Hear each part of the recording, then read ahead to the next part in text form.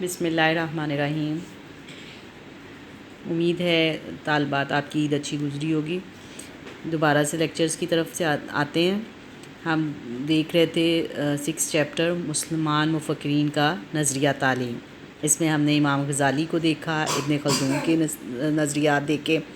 اب next personality ہے ہمارے پاس ابو العلا مودودی۔ ان کے ہم نے مقاصد تعلیم، نصاب اور استاد کے کردار کے حوالے سے جو ہے وہ ان کے خیالات دیکھ رہے ہیں۔ تھوڑا سا تعارف سید مودودی کے حوالے سے کہ سید مودودی 25 ستمبر 1930 کو حیدرآباد کے شہر اورنگ آباد میں پیدا ہوئے۔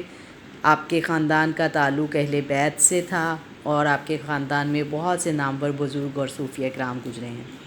سید مودودی اس صدی کی ایک بہت عظیم جو ہے وہ مذہبی شخصیت ہیں۔ بہت ساری تصنیفات اور مقالات ان کے موجود ہیں۔ سب سے بڑا کارنامہ تفسیر تفہیم القرآن کا لکھنا تھا۔ حضرت محمد صلی اللہ علیہ وسلم کی حیات طیبہ کے حوالے سے کتاب سیرت سرور دو عالم انہوں نے لکھی، اور اس کے علاوہ بھی بے تحاشا جو ہے وہ اسلامی موضوعات پر ان کی کتب موجود ہیں۔ دنیا کی بیشتر زبانوں میں ان کے تراجم بھی ہوئے، اور مولانا مودودی کے اپنے بارے میں شائع ہونے والی کتب کی تعداد بھی 100 سے زائد ہے۔ سپتمبر 1979 کو جو ہے وہ سید مودودی کی وفات ہوئی۔ نظریہ تعلیم کے حوالے سے مختصراً دیکھ لیں ہم کہ سید مودودی کا علم کے حوالے سے کیا نظریہ تھا۔ سید مودودی کہتے ہیں کہ علم اس چیز کا نام ہے جس سے تعلق باللہ پیدا ہو، یعنی علم سے مراد وہ صرف درسی کتب کا علم نہیں لیتے کہ چند مضامین سائنس تاریخ کا درس دے دینا علم نہیں ہے۔ ان کے نزدیک علم سے مراد معرفت الہی کا علم ہے، اس کی صفات کو جاننے کا علم ہے۔ وہ کہتے ہیں کہ اگر ایک انسان پڑھا لکھا ہے اور خدا کے خوف سے خالی ہو، چاہے وہ کتنا بڑا علامہ ہی کیوں نہ ہو، علم کی تعریف میں وہ جاہل ہے۔ اس کے برعکس ان کے نزدیک جو ہے وہ ایسا فرد جو ان پڑھ ہے لیکن معرفت خداوندی سے بہرہ مند ہے تو وہ علم والا ہے۔ یعنی سید مودودی کے نزدیک علم سے مراد دو باتیں ہیں، ایک معرفت الہی کا علم اور دوسرا صفات الہی کا علم، اور ان دونوں کو جاننے والا ہی صاحب علم کہلاتا ہے۔ اب آپ آتے ہیں سید مودودی کے مقاصد تعلیم کی طرف، یعنی وہ کون سے مقاصد جو ہے وہ تعلیم کے دیکھنا چاہتے ہیں۔ سید مودودی کے نزدیک نظام تعلیم میں مقاصد کی بہت اہمیت ہے کہ تعلیم کا مقصد کیا ہونا چاہیے، کہ ایسی تعلیم جو زندگی کے مسائل اور معاملات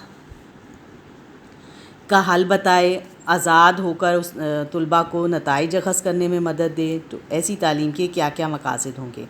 سب سے پہلی چیز پوشیدہ صلاحیتوں کی نشوونما۔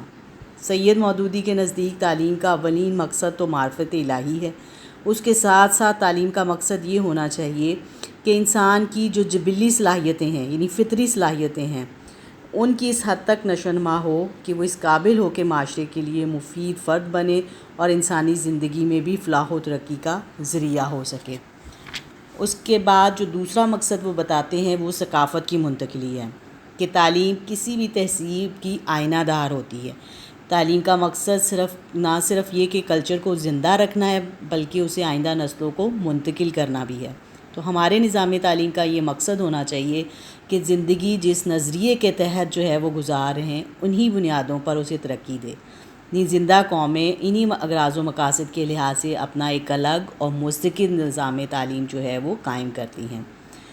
تیسری چیز جو وہ مقاصد میں دیکھنا چاہتے ہیں مضبوط سیرت اور کردار و اخلاق، کہ تعلیم کا مقصد ایسے افراد پیدا کرنا ہے جو اپنی قومی تہذیب اور دین پر سچے دل سے ایمان رکھتے ہوں، مضبوط سیرت ہو ان کی، قابل اعتماد ہوں، اخلاق و کردار رکھنے کی صلاحیت کے مالک ہوں، اور اپنی انفرادی اور اجتماعی زندگی کو اپنی تہذیب اور اصولوں کے مطابق جو ہے وہ چلا سکیں۔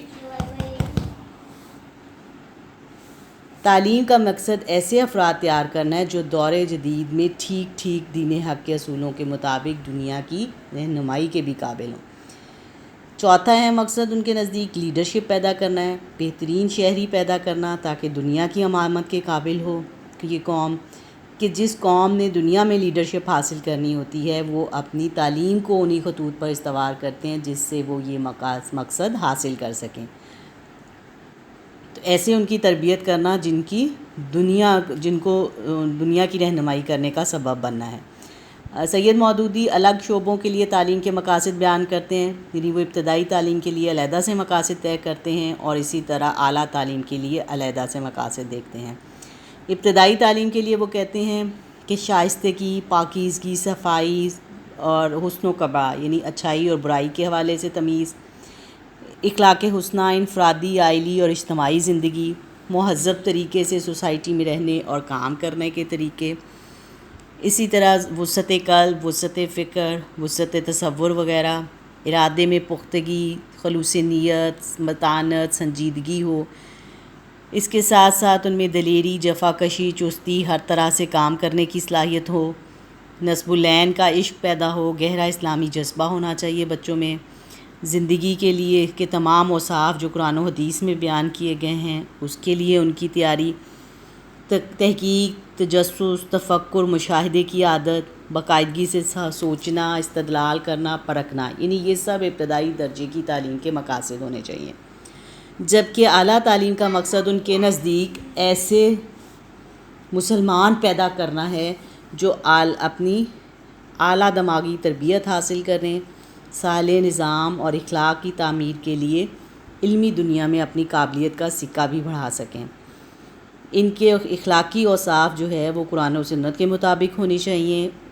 ان طلباء میں یہ صلاحیت بھی ہونی چاہیے کہ وہ مشکلات کا سامنا کریں اور اپنے رزق کے لیے تقاضا کرنے والے بھی ہوں۔ اس کے بعد ہم دیکھتے ہیں کہ استاد کے کردار کو سید مودودی کیسے لیتے ہیں۔ سید مودودی تعلیم کے عمل میں استاد کی اہمیت سے اچھی طرح واقف تھے، اسی لیے وہ چاہتے تھے کہ اساتذہ کرام دینی اور دنیاوی تعلیم کا حسین امتزاج ہوں۔ وہ جدید مغربی علوم سے بھی آگاہ ہوں، لیکن اس کے ساتھ ساتھ قرآن و حدیث کی تعلیم پر بھی انہیں عبور ہو کہ اساتذہ ایسے ہونے چاہیے جو اسلام سے محبت کرنے والے ہوں، اپنے طلباء کی شخصیت اور کردار کو اسلامی اصولوں کے مطابق استوار کریں، اپنے طلباء کو اسلامی نظریہ حیات سے واقف کرا سکیں۔ یعنی سید مودودی کے نزدیک ایک اچھا استاد وہی ہوگا جس کے قول و فعل میں تضاد نہ ہو، یعنی جو وہ کریں وہی کریں جو وہ کہتے بھی ہوں۔ اسی طرح حدود شریعہ کی تمام پابندی کرتے ہوں، اساتذہ کرام کا عمل دیکھ کر ان کے طلباء ان سے متاثر ہوں، اچھے کردار اور اوصاف اپنا رہے ہوں۔ تو اس لیے تعلیمی اداروں کو بھی چاہیے کہ اساتذہ کا انتخاب کرتے ہوئے اس بات کو خصوصی طور پر مد نظر رکھیں کہ جدید علوم کے ساتھ ساتھ دینی علوم سے واقفیت بھی ضرور ہونی چاہیے۔ نصاب کا ٹاپک تھوڑا لینتھی ہے، تو اسٹوڈنٹس انشاءاللہ ہم جو ہے وہ سید مودودی کا نصاب کے حوالے سے کانسیپٹ جو ہے وہ نیکسٹ لیکچر میں دیکھیں گے۔